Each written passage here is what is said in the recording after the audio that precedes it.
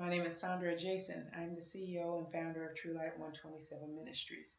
We are a foster and adopt agency and a supportive services agency. So one of the key differences between us and many people is that as a foster and adopt licensing agency or child placing agency, we license foster and adoptive families to care for kids, and we place kids in their homes through the state of Texas. We do get funding through the state of Texas to be able to care for these children, and so that piece of our organization is very important and dear to us, simply because we are able to get to know families before we place children into those families, and we are able to say this is a safe family, and this is a loving family. This is a family that is flexible. This is a family that has empathy. This is a family that has loving and a kind heart to care for these children. These are the qualities that we look for in our foster families, because we want these children to have the best chance at life. And so we look for families that are flexible, that are empathetic to the situation these children are coming for, and families that have a loving and kind heart. Believe it or not, those are not qualities that everybody possesses. And so therefore we really look and search for those type of families for these children. It is truly our heart here to minister to the heart of these children. These children have already endured so much, and now it's time for us as a community to give back to these children by making sure that they have their needs met. And so that's what we here at TruLight127 want to do. We want to shine truth and light into the world of darkness that these kids have been living in so long. That truth says, hey, you are worth it. You are somebody important. That light says, let me be your voice to others. That light says, let me share your story to the people who matter in your life right now. That means working with CPS, working with CASA, working with attorney ad litems, so that we can show them that this is a child, not just a number. Okay, that's our goal. That's our role here, is to advocate for these kids, and we can do that in so many ways. So as a child placing agency, we look for families who can exhibit those same strengths. As a supportive service agency, we really reach out to families. It doesn't matter who they're licensed with to us. It doesn't matter if they are licensed at all, but they are taking kids into their home as kinship placement. If you've brought a kid into your home as a kinship placement, a lot of times there's a lack of support in that relationship, because these people are family members, an aunt, uncle, or grandpa, who has said, you know what, I don't want our family to go into foster care, so we will take care of them. And so we as an agency reach out to them and say, hey, here we are with supportive services. So what does supportive services look like? Well, when kids come into care, they come with nothing. Oftentimes they come with less than nothing. Sometimes infants from the hospital literally come with diapers and a nightgown from the hospital. Sometimes children who are removed from very terrible situations come with clothes on their back that aren't actually good clothes, that they have holes and they have tears and they're dirty. They may be too small, they may be too big. And you know what? That's where we come in and we say, you know what? This kid is coming to care. We don't care if that child is going to a kinship placement or a foster home placement or where that foster home's licensed. If we can help get that kid a good start, then that's what we're here for. So we provide backpacks, we provide life treatment if needed, we provide African American hair products, we provide several sets of clothes, brand new underwear, brand new socks, diapers and wipes and shampoo and conditioner and body wash and toothpaste and toothbrushes. Man, we try to really give those kids a good jump, a good head start in their move, because it's a stressful move. And we want them to have something that belongs to them. So once we deliver those items to that foster family or that kinship home, that belongs to that child. We don't want it back. If that child moves, then that stuff goes with that child to their next destination. Our hope and our prayer is that that child doesn't actually move, though. We want to have permanency for that kid until the courts decide that that child can either return home or return to a family member. Then that child needs to stay in the same place. And so we hope and we pray that our support will allow that child to grow and develop really good and healthy relationships by remaining in one placement. Every year there's 20,000 plus children that age out of foster care. Those kids don't have a permanent home. They don't have sustainability because they haven't learned who they are. And they haven't learned one of the most important aspects of life, and that is how to have a healthy relationship with someone else. And so when we are keeping kids in the home that they belong, or we are providing kids a forever home, we are trying to break the cycle that says, hey, I am not worth anything, so therefore, why live life in a manner that is productive? These kids really struggle when they age out of care and they haven't learned how to attach to someone. They struggle with early pregnancy. They struggle with homelessness. They struggle with unemployment. They struggle with the fact that many of them end up incarcerated. Now, is that any type of future that we want for our children in our community? It's not. So we have to do something. We have to stand up and we have to say, hey, guess what? We care about you. You're not alone. We love you. We appreciate your life. We appreciate that you're alive. We appreciate that we have an opportunity to do more for you. And so those are some of the things that we really, really strive to do here at TruLight 127. We really want that to be something that these kids understand and that these kids know when they age out, which we will do our best to prevent because we want a forever home for these kids. But if they do age out, then we have poured into them enough through mentorship and volunteers and services that they know that there are many programs out there that can help them. It's not just a TruLight 127 task. We work with other agencies, we work with other community groups because this is really a community problem. And so therefore we want to help in any way that we can. And so those are the services that we provide. We provide those emergency placement kits. We provide ongoing training for families, whether they have fostered and or adopted already, or those who, even those who have adopted from international places. We don't want any child left behind. So they're welcome to come to our trainings. Those families are welcome to be at our trainings. We want to engage in their lives because when you adopt, you really aren't sure what it's going to be like as these kids grow up. Neglect and abuse does a lifetime damage on these kids. And so we want to make sure that these kids and their families are supported no matter what. And so that's what we're here for. We offer also ongoing monthly support where we send out little gifts and packages to families saying, hey, guess what? We're here. We care. The community cares. We get with churches and we speak at churches and we try to engage churches into ways that they can help kids however they can. We have some churches that make little gift packages. Their little women's club get together and they make gift packages. We have some churches that come in and they say, hey, guess what? We want to do more. We actually want to host a day where the kids can come out and play and have some fun and foster parents can get a break.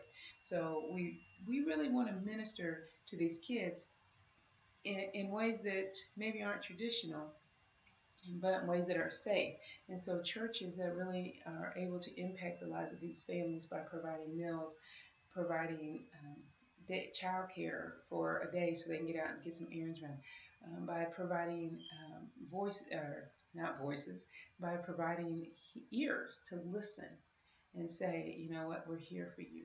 So we engage in churches. We also engage in Lions Club and the Shriners Club and just, small groups at church and small groups at work. Many people think TruLight Ministries is fully focused upon the church, but the truth is there are people in workplaces that get together and they want to help and they don't know how. So if you have a small group of friends at work that says, hey, you know what, once a month we can create a gift package and we can do that for these kids. Guess what? We need you. We need you to be that voice. We need you to help support these children. And so therefore we are going to engage those people and say, you know what, this is really a community effort. And so therefore we need the community to step up. There are too many children.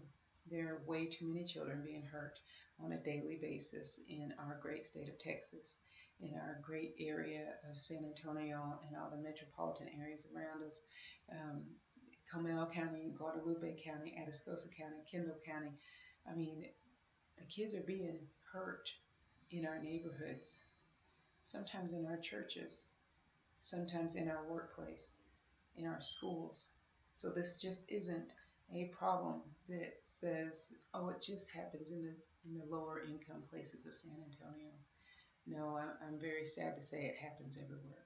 And so therefore we need the community to come together so that we can provide the services that they need. So that's a little bit about TruLight and some of the things that we do.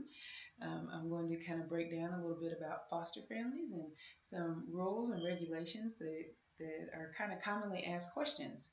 So one of the most common questions I get is the question that says, how much space do I have to have and how many kids can I have in my house? Well, guess what?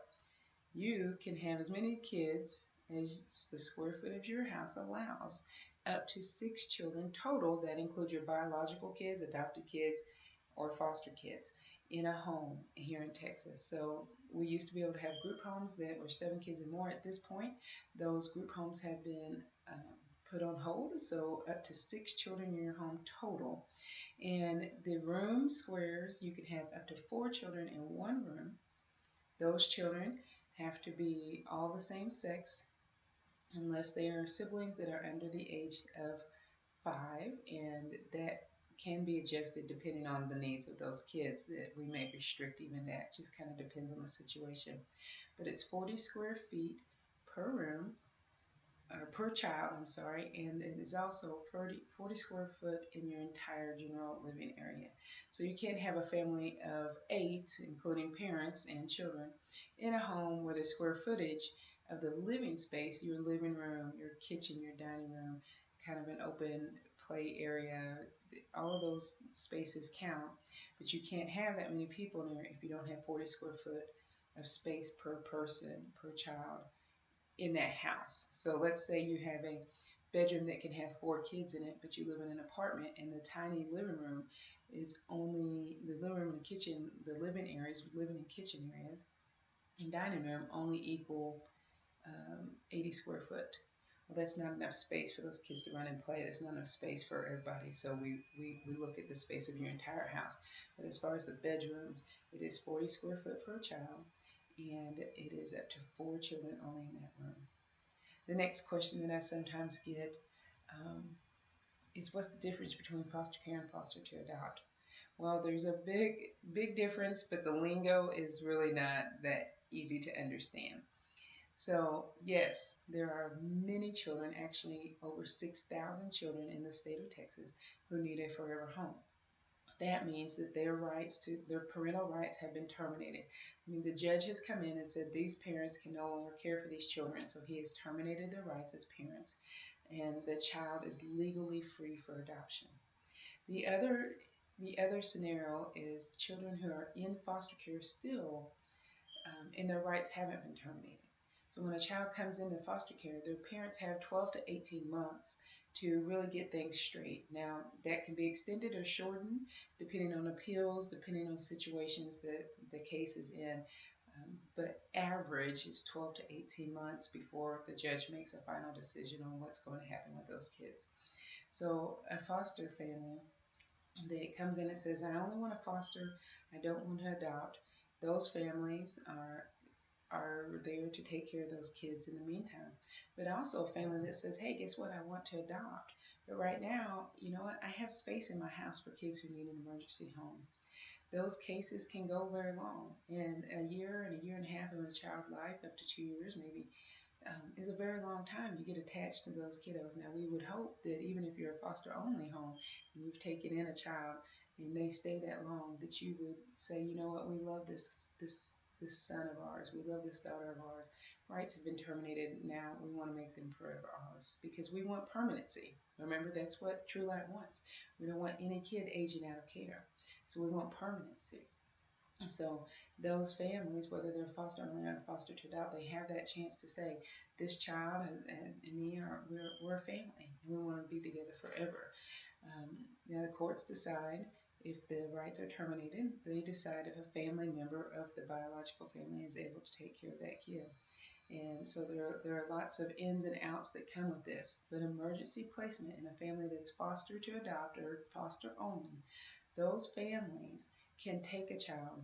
If I call you and say, hey, guess what? We have a sibling group of two, a 6-year-old boy and a 3-year-old little girl. They need a home. They're being hurt in their home. It's an emergency.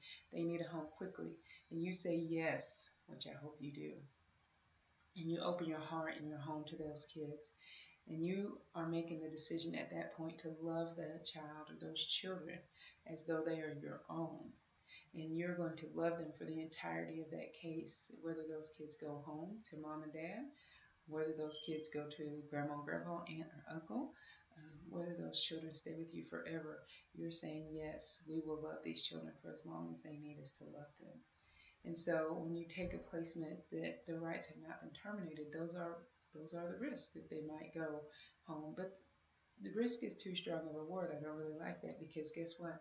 God actually created us to care for our children. So if those families and that mom or that dad can get it right, and they can be a safe, loving place for these children, then those children deserve to be with that family. And so that's kind of a hard pill to swallow if your heart's fully set upon adoption and not really on the best interest of these children. And so as you go through this process, you need to really search your heart and talk to your family, talk to your friends. If you're married, make sure you're having conversations with your spouse. If you have children, make sure you're having conversations with your children in your home, because those are the things that you need to be talking about. And so there are children who are ready for adoption. There are children who need an emergency placement, that they need safety, and they need it now. And we hope that you will be that person that says, guess what? I'll love that kid. I'll take that child. I love that child. And so those are the two different types of placements that can happen. In training, we really go into deep into the discussion of how those kids come into your house, because it's really an entangled discussion that we need to have. So that goes deeper into our discussion once you come into our training. The next question I often get is, how many children can one adult care for? Well, we kind of hit that earlier.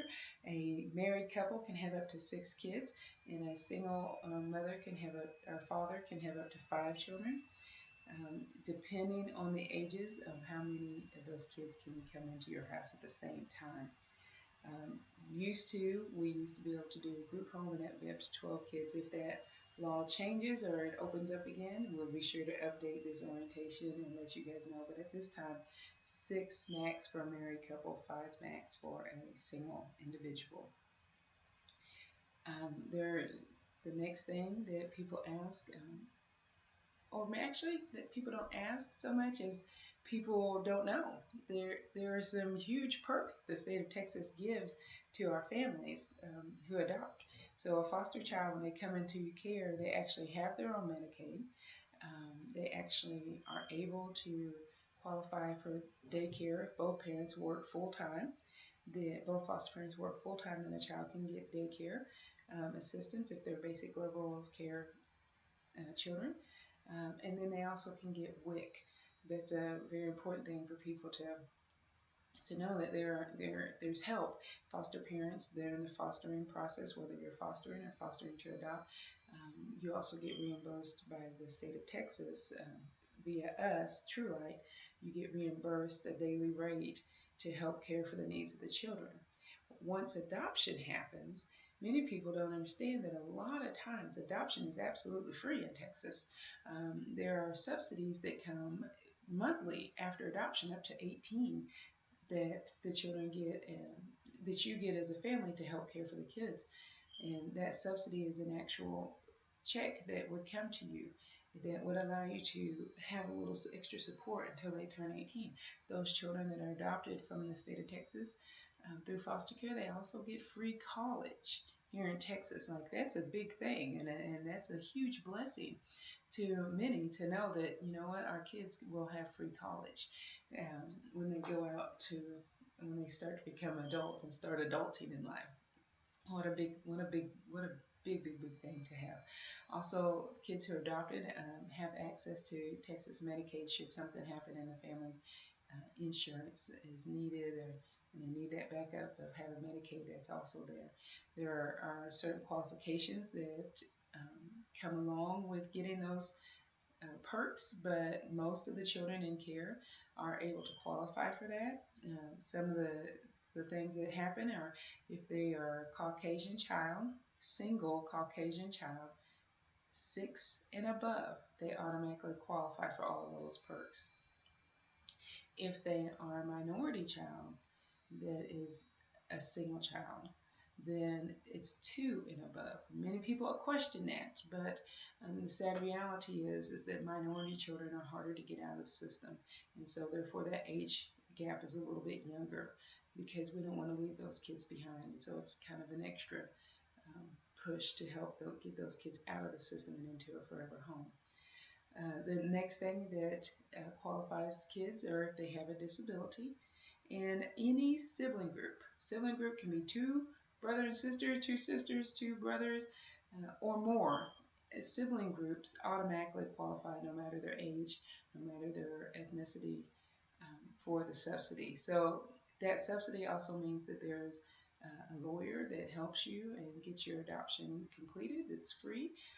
Because the state will pay the lawyer fees. Sometimes you may have to pay for it and then the state reimburses you, but it is a free service that they also offer to kids who qualify for the adoption subsidy. And we'll go into deeper details in actual training for that, but I'm just trying to give you a quick overlook of that. Can a foster child go on vacation with foster parents? Oh, yes, yes. Most of the time, the judges and the CPS workers, they want these kids to live a very normal life while they're in foster care. Normal being the word of choice, but let's face it, they're in foster care, it's not normal. But they want them to try to have a normal childhood experience while they're in the middle of some very abnormal situations. So, there's a process that happens. We have to get approval. But yes, foster kids, I would say the majority of time are allowed to go on vacations. Not out of the country, but definitely, Texas or out of the state of Texas. So, it's a process, and we'll again go over that in training. But yes, kids are allowed to go on vacation. They're allowed to do camps. They're allowed to do sports. They're allowed to do Girl Scouts or Boy Scouts. They want them to have normalcy as much as possible. And so, it's really a cool thing to have the judges and the CPS workers who are involved in this to understand how important that is for that child to be learning to build appropriate relationships and bonding and having some good experiences while they're in the midst of such a tragic situation. One of the things that also people say is, how's my life going to change? Well, your life is going to change.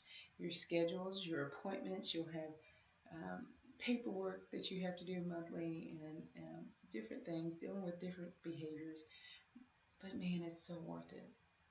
Every child deserves the chance to know what a true and loving, kind relationship is. Every child. No child has ever asked to be born addicted to drugs. No child has ever asked to be beaten or starved or watch their parents be beaten. No child. No child has ever said at the age of 3 or 4 or 5, 6, 7, hey, I want to be a drug runner. I want to be in the sex trade. I want to watch my mother overdose. Children don't ask for that. They don't ask for that. But they are often in that situation. So we have to step up and we have to say, enough's enough. We love you. We're here for you. We're going to do what you need for you. We're going to be your voice, and we care. And so that is really what TruLight is about. That is kind of some information that foster and adoptive parents ask. Is it a process? It is. You have to come to training. But guess what? We try to knock our training out as quickly as possible. So you're only in class 2 days, and it's on 2 Saturdays. We usually try to do, it's a set of 2. So yes, both parents in the home have to attend both trainings. Okay, those trainings are 10 hours days. And so they're usually from 9 a.m. to 7 p.m. Then we have a couple of webinars that we do, and the rest are homework that you get sent home. The rest is online trainings that the state requires through their website. And then, you know what? You're done with training. So 2 days of your life to change the life of a child forever really isn't even in comparison to what you're about to encounter with these kids, and they are such a blessing. And so 2 days of you scheduling and saying, you know what, we can be there for 2 days, really, honestly, isn't much of a task. And I would hope that you don't feel it's much of a burden and a task, because they're worth it. And maybe if just scheduling 2 days is hard for you, then maybe you also need to kind of really think about what you're going to get into, because you're about to change your life and their life, hopefully forever. And um, our next thing that people ask us sometimes is um, just, questions about paperwork and home inspections and things like that. We are here to walk with you through the process. So we're not going to leave you hanging. We're going to go over the paperwork. We're going to go over the rules and regulations monthly. Even after your license, we'll do trainings with you. We're going to help you with documentation. We're going to teach you how to do the things that you need to do to care for the kids, because we don't want you hanging out there feeling like you're alone. That's never our intention. If you ever felt like that, you need to give me a call, because that's not what we're here for. We're here to support you and guide you and hold your hand sometimes in this process. So we'll go through that paperwork with you. On average, people can start the process and finish their training and get their paperwork in and get their home study done 6 to 8 weeks, depending on how fast you want to get that paperwork to us. We'll knock it out as fast as we can, so that you're not hanging in the air forever. There's too many kids out there that need a forever home for us to lollygag around and make things longer than what they need to be. So we will work our hardest to make sure that that gets accomplished as quick as possible. Finally, we need volunteers. So if you're listening to this and you're like, that might be a little too much for me, I want to start volunteering, we'd use volunteers for events. We use volunteers for babysitting. We use volunteers for respite providers. So if you have a community group, if you have a group of friends, if you have grandparents, aunts, uncles that say we want to kind of come alongside our family members to help them foster and adopt.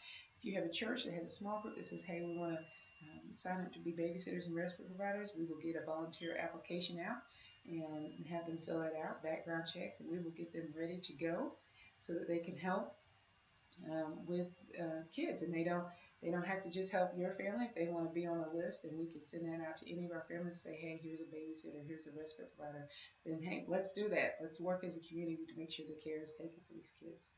So as I close, I just want to say thank you again for listening to this video. If you're becoming a foster or adopt family, please fill out the orientation review worksheet and send that back to us for your file. And I hope and pray that we are able to work together soon, and that we can accomplish really the call in James 1:27, which says to take care of the widows and the orphans. And in our case, we are working toward taking care of the children who are fatherless, because their parents cannot at this time help. Thank you very much. Have a very blessed day.